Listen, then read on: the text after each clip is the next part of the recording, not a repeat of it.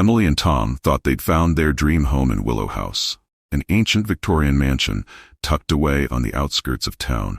The locals avoided it, whispering strange rumors about the place, but the couple saw nothing but charm in its ivy-choked walls and Gothic beauty. Tom, ever the realist, brushed off the talk of hauntings, while Emily, with her natural sensitivity, felt an unsettling aura clinging to the house the moment they stepped through the creaky door. From the start, something was wrong. The air inside was thick, damp, and cold, the long-forgotten tomb. As they explored the house, Emily could feel unseen eyes tracking their every move. Her skin prickled as shadowy figures darted at the corners of her vision, vanishing just as she tried to focus. But Tom insisted it was nothing. "This place is old. It's bound to make noises," he said, brushing off her concerns. Emily wasn't convinced. Their nights were far from peaceful. The house groaned and whispered as though it had its own dark soul. Doors would rattle violently, and the air turned icy in random spots, chilling Emily to the bone. Though Tom slept through it all, Emily began to dread the coming of night. Soon, Emily's unease morphed into full-blown dread. Every night the eerie whispers grew louder, voices too soft to understand, filled with malice. At first, it was just her. She'd wake up in the dead of night, heart pounding, to the sound of faint crying from somewhere deep within the house. She tried to wake Tom, but he was lost in his dreams, oblivious to the darkness closing in. Then one night, the crying grew louder, more desperate, as though something was trying to reach her. Emily couldn't ignore it any longer. Gripped by terror, she followed the sound, feeling as though an invisible hand was guiding her. It led her to the attic, a place she'd avoided like a curse. There, tucked under the loose floorboards, she found an old, worn photograph. It showed a family standing in front of Willow House, their faces scratched out as if someone or something had erased them. Emily's blood ran cold.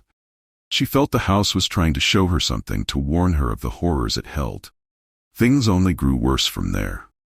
Emily couldn't shake the feeling that something in the house was alive, watching her every move, waiting for the perfect moment to strike.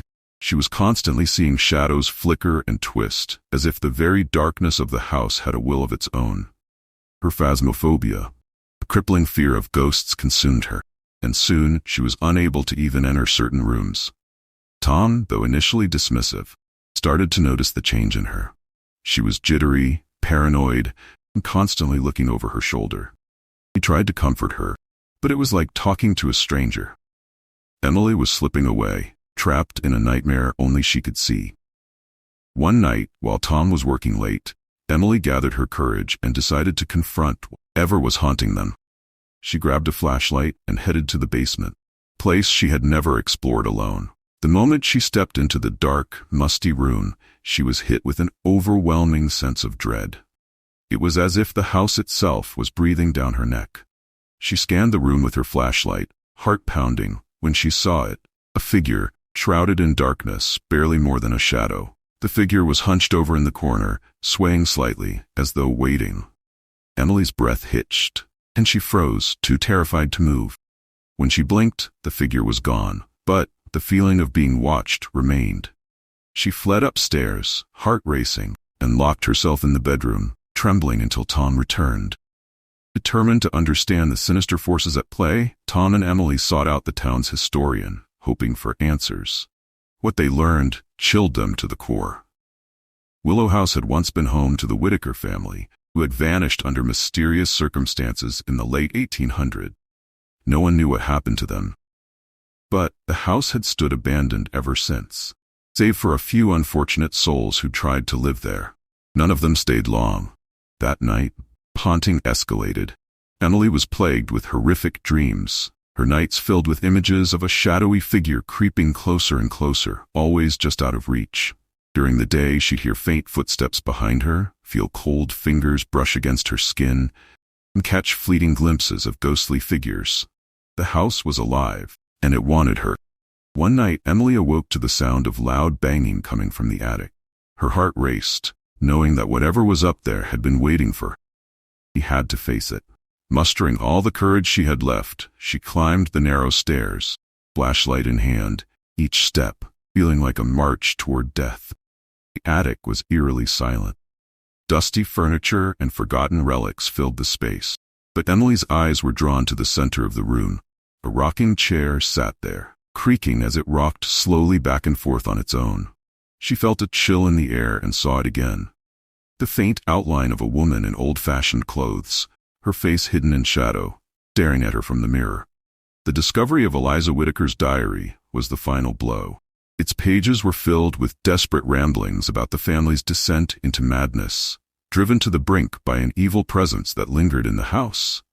Eliza had chronicled her growing fear, her belief that something in the house wanted to claim them. Her final entry was a chilling account of a darkness seemed to devour the family whole. Emily was losing her grip on reality. She began hearing Eliza's voice in her head, whispering warnings and desperate pleas.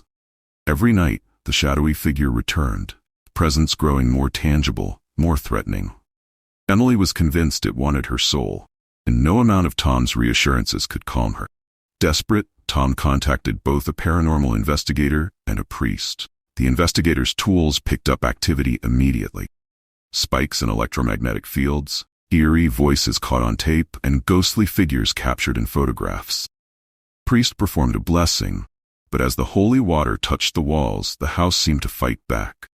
The lights flickered violently, doors slammed, and the air became thick with malice.